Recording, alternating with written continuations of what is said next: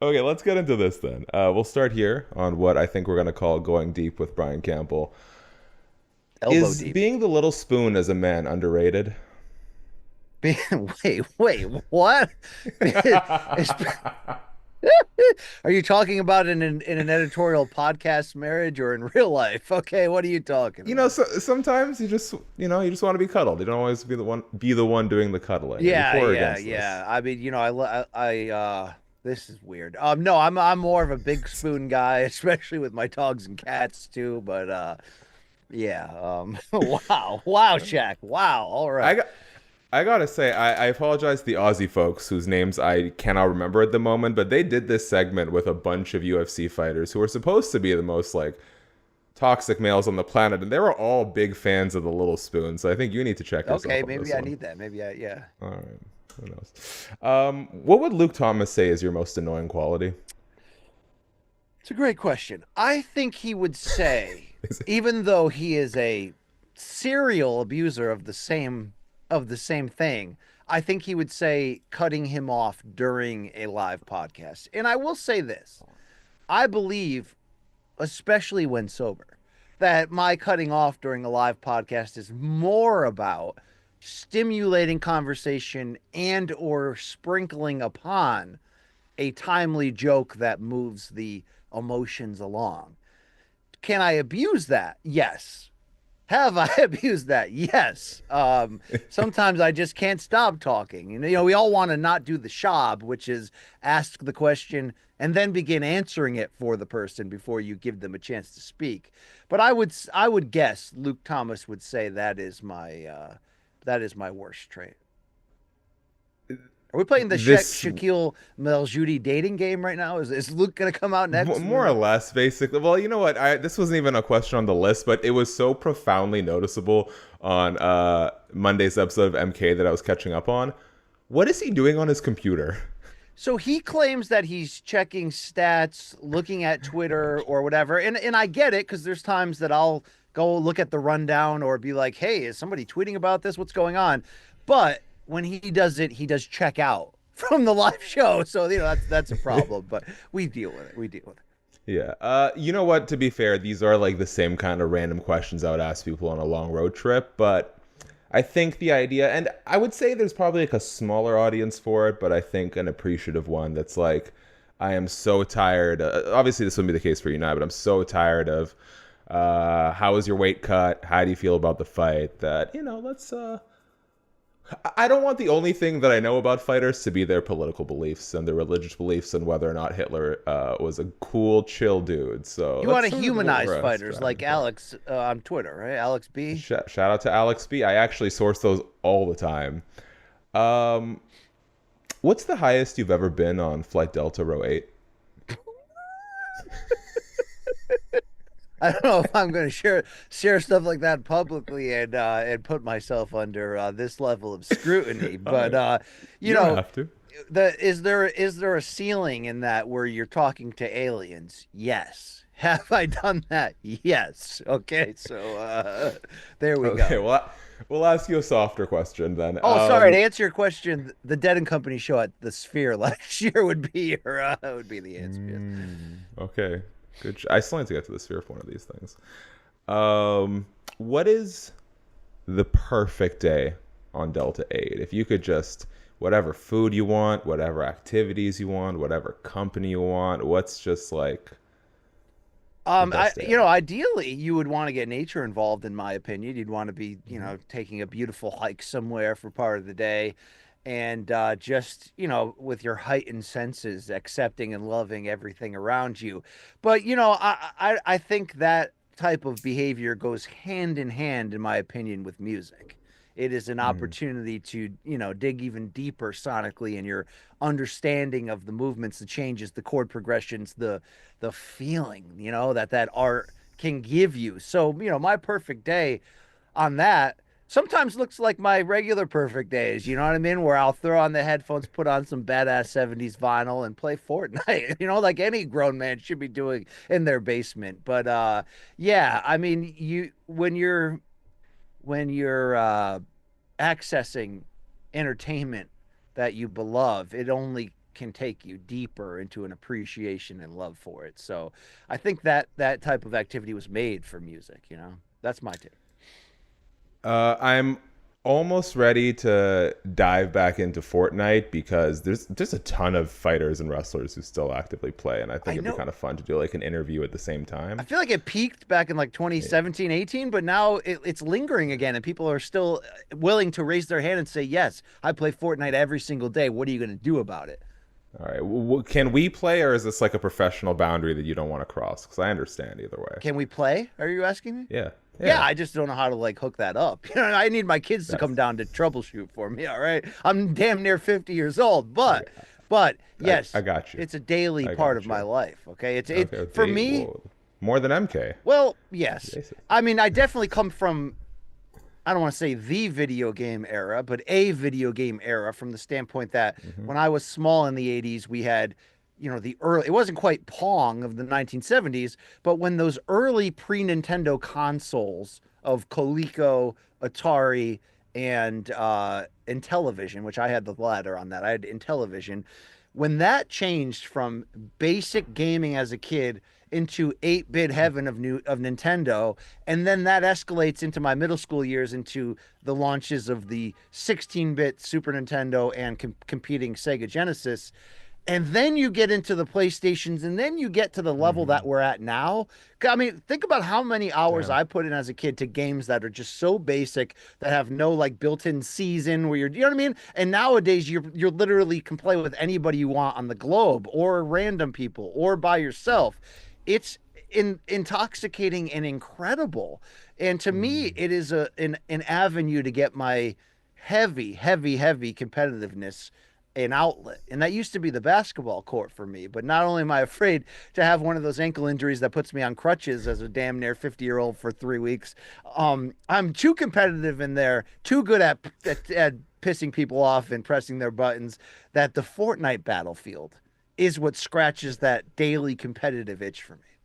Are you talking shit to these kids, or I'm sorry, what'd you say? I got are microphone you thing. talking? Are you talking? Are you talking shit to these children, or do you keep your mic muted? No, I don't mic it up, and I don't even know how to block the mics. And sometimes people will mic up and talk trash to me, and I'm just like, I always tell my kids, they're like, Dad, why are you not building? Why are you not trying to box in your opponents? I'm like, I'm about the challenge in this game. I need a weapon and I need an opponent, and that's all I need. Yes, I sir. don't need magic. I don't need to be shooting thing out of my fingers. I'm not trying to build people into boxes. Give me a weapon and I'll eliminate you. That's my goal out there. All right. It's very easy. It's a man's game. You know, I play the man way. Okay. What's your biggest weakness as a broadcaster or podcaster now that we've segued out of this Oh 15 wow, minute that's a long great video game question. conversation? Not interrupting Luke. No, my biggest weakness as a broadcaster, Or broadcaster, whatever or sparks. podcaster. I guess there's are two Yeah, different things, so there may be two I know. different answers.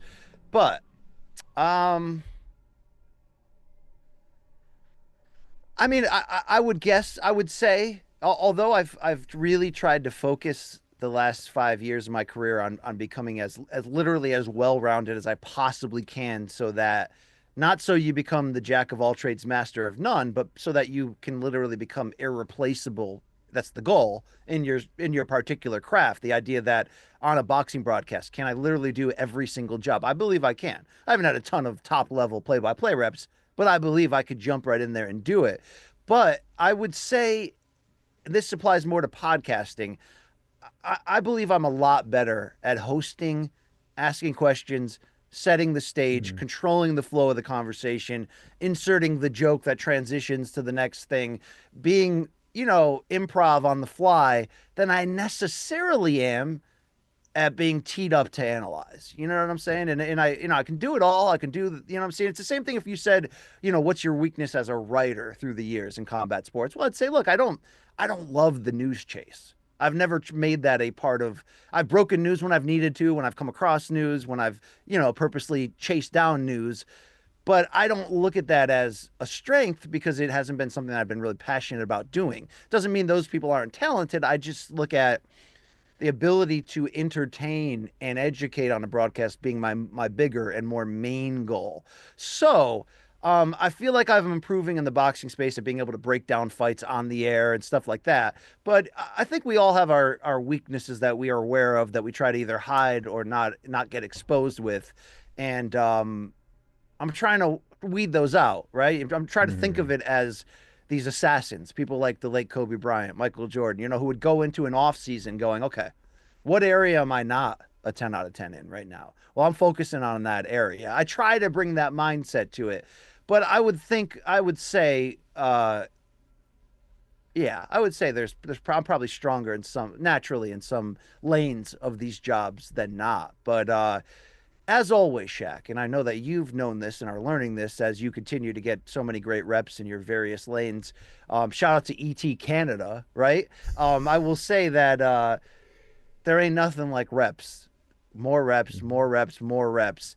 You tend to just evolve into the skills that you're trying to add the more you turn on the camera, sit in front of there and do that. So yeah, I think over the years I've really tried to attack the areas that I'm not so great at and sometimes that's just like opening a podcast with something that's, catchy or funny that grabs people. You know what I mean? I used to struggle and stress out about that, but um getting out of your own way is the greatest key to figuring out what truly are your shortcomings and how do you fill them, how do you grow in confidence in them, and that's what I try to work on. You try to raise your value across the board. You're not going to be great at everything, but I feel it does help the more well-rounded you can. That's why I always tell people to cross train. They want advice, how do I become this or that? Cross train. Take a job as an editor if you want to be a writer. Take a job as a producer if you want to be on camera, because you'll see things from different angles and really learn on your own pace, the ins and outs and what you need to do to be good at this. So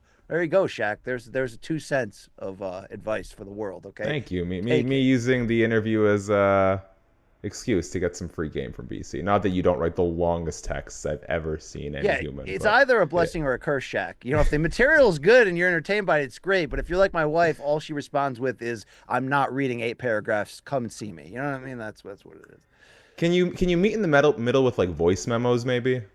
No, I don't. I really All right. despise, and this is maybe I don't know if it's an age thing or an old guy thing, but I hate talking on the phone if I don't have to. So, voice text to me is just kind of an extension of that. I love the medium of texting even more than email. That's why I'm not afraid to write a book over text. It's just I've seen it. natural and because it's like I feel like if you're going to call somebody, it's easy for them to avoid the call. If you're going to email, it's easy for somebody to answer it next week. But if you text them, man, you're going right to their hand. You know what I'm saying? So I try to give people when they text me real response, real heartfelt responses. It's just that the word count can climb quickly if I'm passionate about something. Well, if you can do me a favor and somehow impart some of this enthusiasm for texting onto your co-host Luke Thomas, I'd appreciate it. But maybe some battles just weren't worth I fighting. can't control that man, but I'm happy to have partnered with him all these years. I'll say that. Fair enough. Maybe you've already answered this, but on the flip side, what is one thing that Brian Campbell has over everybody in the combat sports media industry? I guess I'd have to say it's kind of a subtle way of asking what you think your greatest skill is, or what you Mhm. think if there's one thing that stands out that allows you to stand out. I guess passion, and I don't feel like there's people that are everyone around me is less passionate. I just feel, although temperaments can be different, people are different. People are calm, people are bombastic, whatever. But it took me years to develop the confidence to believe in my passion and lean on it. And, in some ways, I used passion to overcompensate at different steps along the way for things that I didn't have a fighting background, yet I want to sit here and break down fights. Or, like I said, not a huge newsbreaker journalist in that way, more of a columnist, opinionated reaction type guy. So I've definitely felt like at times I've tried to just lean into my passion and just say at the end of the day, people are going to pick who they want to get their news from, whether it's a podcast or a news station or whatever, right? And I want them to pick me because they're like, yeah, he's accurate. Yeah, he might have decent opinions. But man, this guy loves this game. And that's the truth. That's what's carried me Mhm. through the dark times. And there's a lot of dark times on the journey of trying to get where you want to get, especially if that destination shack is there's only a few jobs. I mean, our industry changes so rapidly that sometimes there literally are only a few great jobs out there. And to be able to, achieve and get them, but not just that, keep them in the changing climate. Mhm. I think my greatest skill is that these fights really do matter to me. I mean, I'm a super fan of this sport, of this profession, as crazy and dangerous as it is, the guts, the inspiration that these fighters provide. That, man, I get those big fight feels like I'm, 14 years old all over again for a lot of these big fights. But on the flip side, I'll also be the biggest critic of matchmaking, or what, like we talk about in the recent months about the UFC. Is there a star problem? Are they not putting their best foot forward? I've got the passion to be angry as a fan who wants more, or even as a journalist who's like, hey guys, you've got the money, do better. Keep this industry afloat for us all. So passion, Shaq, I think is one of the greatest skills you can have, because it aligns with a thing that I really believe people need for longevity in these jobs, and that's authenticity. If you're being passionate and you're being real, that resonates with people. So that's what it is. I mean, I feel like I've grown into a great work ethic.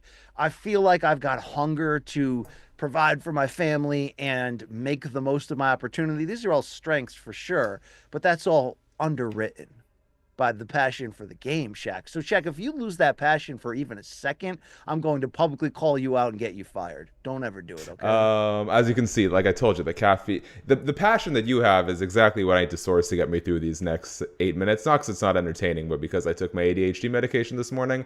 And boy, let me tell you, I can feel when the ADHD medication starts wearing off. Let me ask you the most important question. Does it make you want to stand up and swing a ninja sword by any chance? No, because I'm so perpetually tired.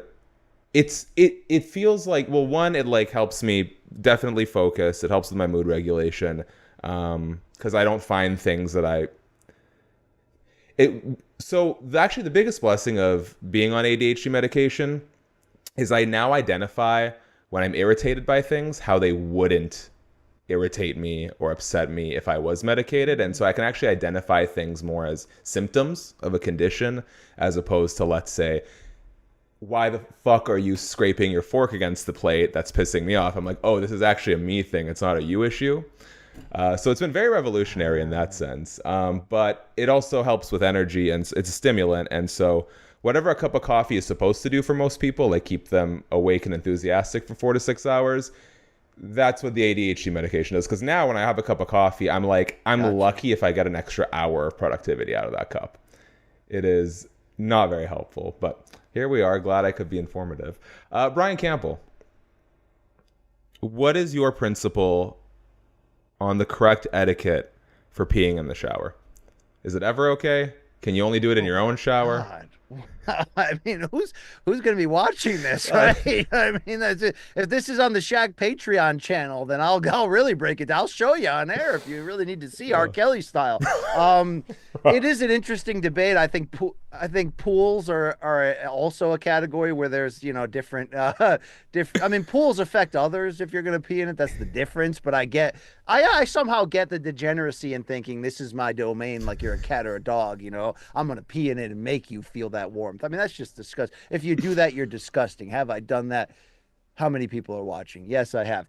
The shower thing, I feel like is, yeah, I mean, it just, I mean, yeah, do it, right? I mean, you got water and soap there. It's not like you're leaving behind but just make sure it's your shower, okay? Hey, look, thank you so much for giving a true passionate breakdown to this question, like you always deliver. Also, I sense a little bit of judgment, but thank you for undercutting yourself with that horrifying R. Kelly joke, because I feel like it just swung fan favor back in my direction. As we start to wrap this up, BC. Now, I say this in a pause. I'm not talking about Brian Campbell in his car outside of a concert. I'm saying in an alternate world where Brian Campbell could have taken this passion and enthusiasm and put it towards something else. What is alternate dimension Brian Campbell doing with his life right now? So if I'm not a combat sports journalist that's trying to become the greatest boxing broadcaster of all time, what would I want to do? What would I think I'd be doing?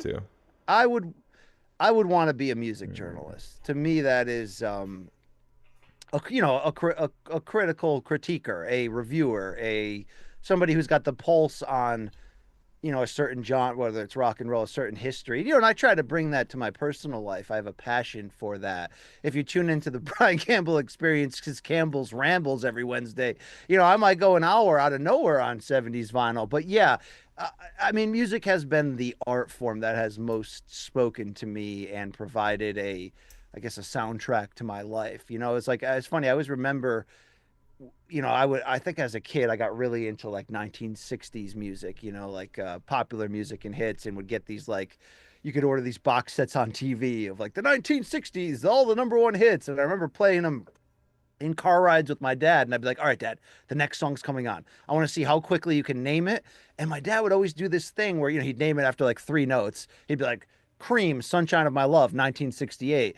And Whoa. more importantly, he would go, you know what that song means to me? And I'd be like, what? He'd be like, I was on a second date with my eighth grade girlfriend and it was at a dance, slow dance and whatever. Or I was on a long car ride home from this and I heard that song for the first time.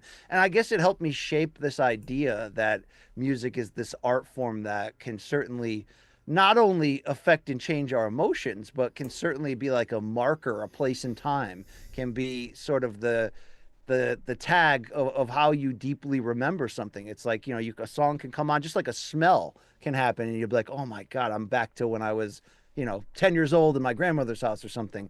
So I love music on that deep level of the art level, that I would love to be essentially doing the same thing I'm doing now, but in that field, as a concert album reviewer, that type of thing, interviewing journalists, having a podcast about it. Maybe there's still time, Shaq. Okay. Maybe. I don't think there will be, because you are on track to being the greatest boxing broadcaster of all time, driving Luke Thomas crazy.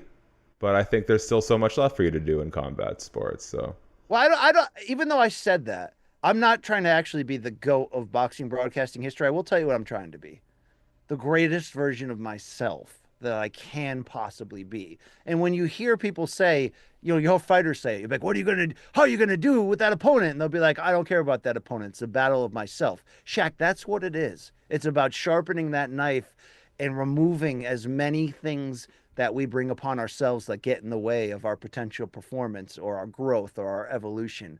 That the only thing that matters to me occupationally, beyond providing for my family, is literally trying to max out what I'm possibly capable of. I feel like I've been given second chances in life, and I feel like this is what I need to do for myself, for whatever legacy I'm going to leave behind of the people that I've crossed paths with. I'm trying to be great, Shaq. All right. I'm daring to be great. I may not get there, but I'm just trying to get to what is the peak version of myself. Now, that doesn't mean that, I'm the peak version of myself fitness wise anymore, or in other areas, but, I can only focus on, I'm a man, as my wife would say, I can only focus on one thing at a time, but I got all my focus in that basket and I'm going after it. All right. Cool.